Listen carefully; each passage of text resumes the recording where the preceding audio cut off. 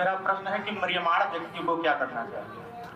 मृत्यु के समीप पहुंचे हुए व्यक्ति को क्या करना चाहिए? गोविंद मेरी यह प्रार्थना है, भूलू न मैं नाम कभी तुम्हारा, निष्काम होके दिन रात गाऊं गोविंद दामोदर माधवेति।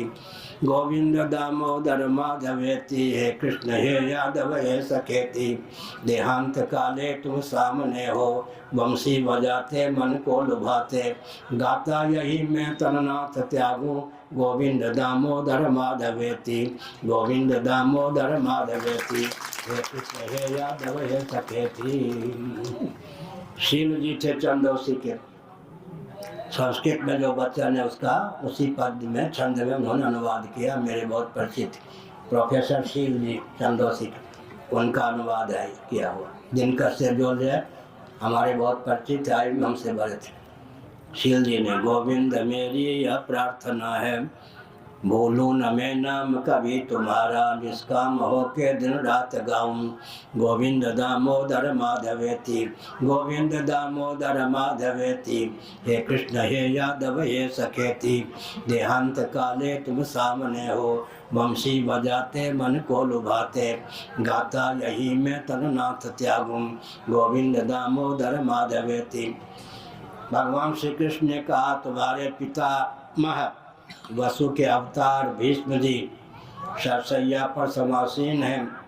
माघ शुक्ल अष्टमी का अवसर आने वाला है, वो देह त्याग करेंगे, चलो दर्शन कर लें। स्वयं दर्शन देने गए, पर क्या कहा, दर्शन करने।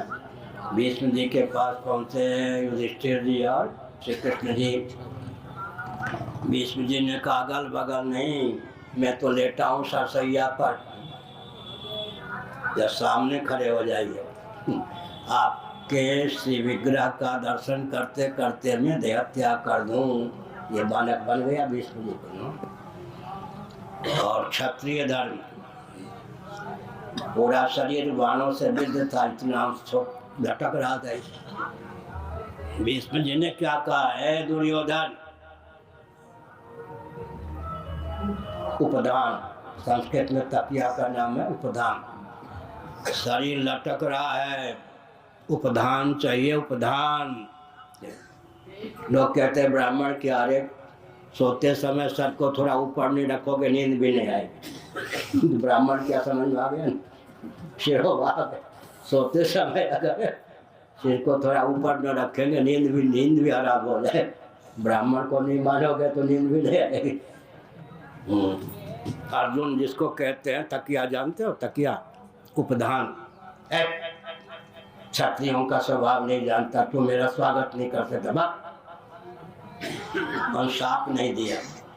बहुत बढ़िया, आगे बताएंगे। विवेकी का दायित्व अधिक होता है। अर्जुन कहाँ है, पितामह की आज्ञा। इस समय जिस प्रकार का उपधान चाहिए मुझे दो, देने में प्रमाद किया तो शाप दे दूंगा। दुर्योधन को नहीं कहा शाप दूंगा, अर्जुन को कहा। द्वेष थोड़े था। विवेकी से अपेक्षा की जाती है भूल न करे, विवेकी तो भूल करते ही हैं। हाँ महाराज, आपको शाप देने की आवश्यकता नहीं। मार बाढ़ मारा, संतुलन हो गया। हाँ, ये क्षत्रिय का है। फिर कहा, प्यास लगी है, पानी चाहिए। बस चांदी सोने के बर्तन में ले आया दुर्योधन, तो मुझे पानी भी नहीं दे सकता।